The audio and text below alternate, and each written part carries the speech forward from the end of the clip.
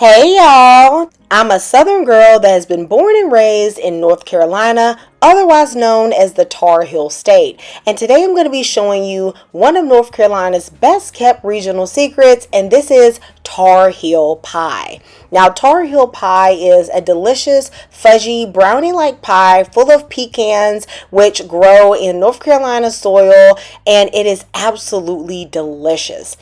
I love to start this pie with a homemade pie crust because, guys, when you're making a pie this rich, this delicious, I just feel like you need the homemade crust, but you can use store-bought. After mixing together my dry ingredients of flour, sugar, and salt, I slowly combined in 1 stick of frozen unsalted butter until it was in pea-size shapes. Then I'm going to take some ice cold water. You want to add in a tablespoon at a time until the dough just comes together, but it actually should look quite sandy.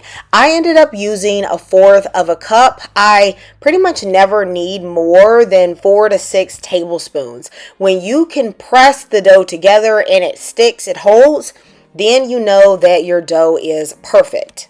I'm going to knead my crust just until it comes together. That should only take about, 3 to 4 pressings of the dough.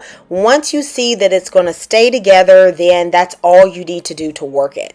North Carolina is called the Tar Heel State because of our rich history of producing tar, pitch, and turpentine from all of our pine trees. Now, Tar Heel was originally a derogatory term that was used to call workers who would literally get the tar stuck to their heels. It was later reclaimed as a badge of honor by Confederate soldiers during the Civil War.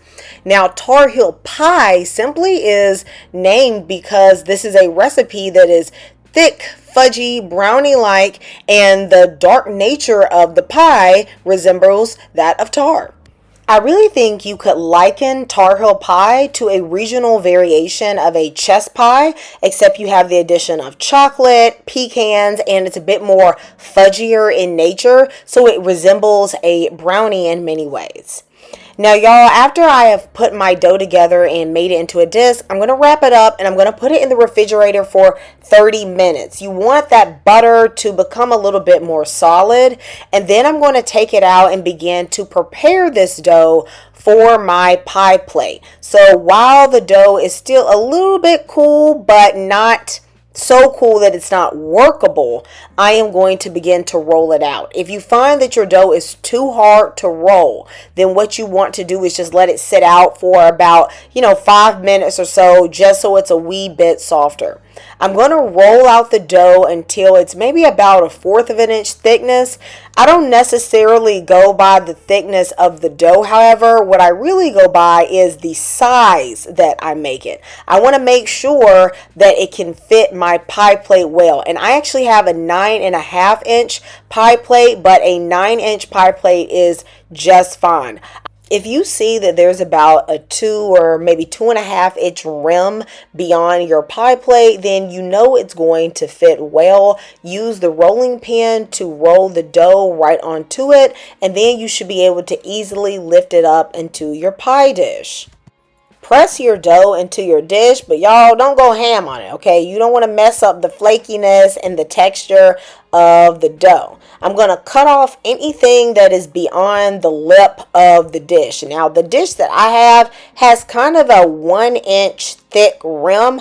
I use that as a measurement. Anything that goes beyond that, I'm going to slice off, and then I'm going to take my leftovers because I'm not throwing them bits away. Okay, y'all know to cause the butter out here. Okay, I'm going to take that and I'm going to, use that to fill in the gaps. Then I'm going to take everything that's on that little lip and I'm going to fold it under, and then I'm going to begin to crimp around the pie dish. I basically like to crimp by pushing my thumb between my index finger and my middle finger, and that just makes the indentation. If you don't want to do this, if you don't want to be fancy, okay, you don't have to. But I feel like, hey, you already making a special pie. You may as well just go all the way, honey, okay? And now we have a beautiful pie crust. Easy peasy, and it tastes delicious.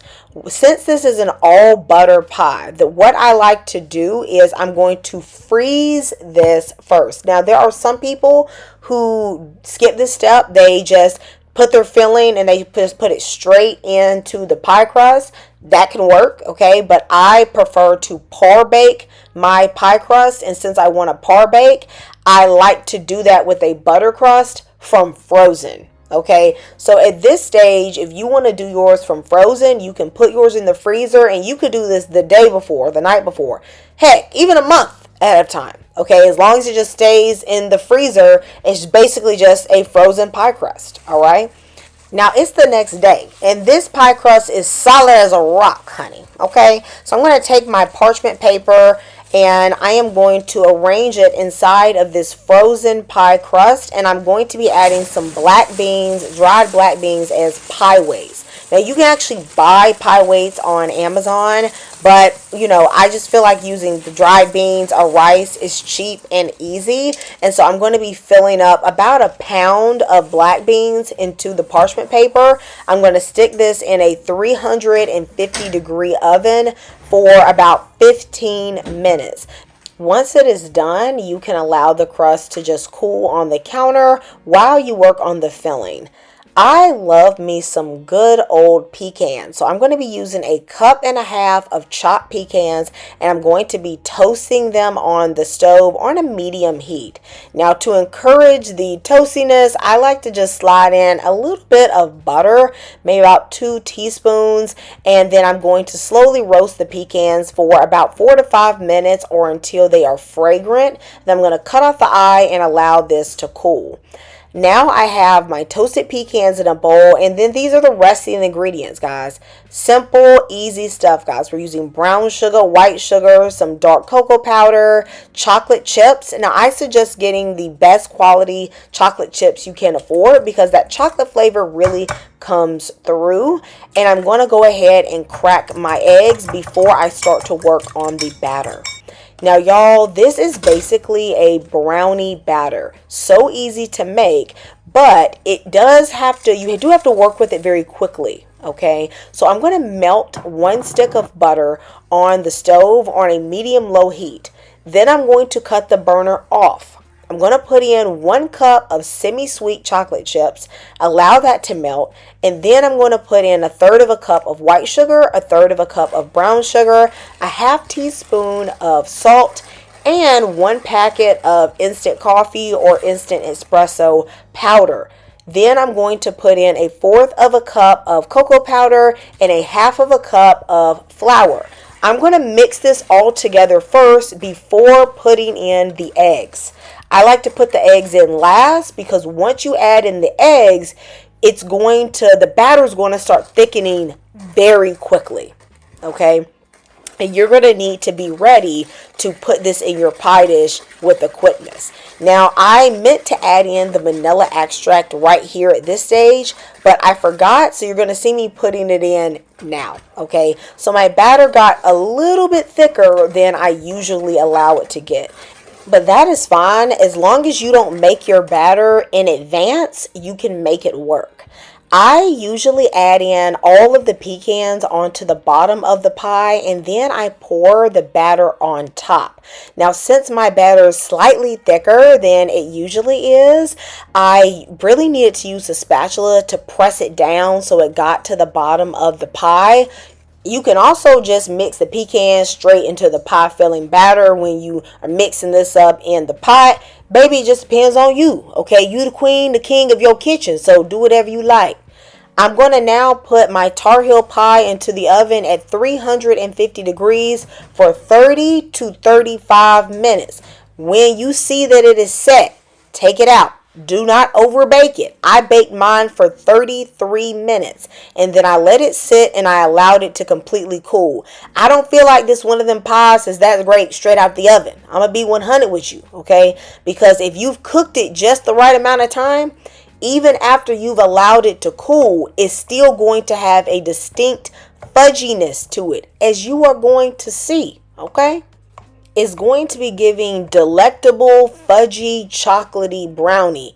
Irresistible, perfect with some coffee, some milk. absolutely delicious. Now this pie deserves to be on your holiday table, your soul food Sunday table, wherever folks is eating. You should make this pie. This pie is incredibly fudgy, delicious, chocolatey, rich, but using that dark cocoa powder, it's not overly sweet. It is absolutely delicious. I want you guys to let me know if you're going to try Tarheel Pie. And I'll see you next time at Kamira's Kitchen. Goodbye and God bless.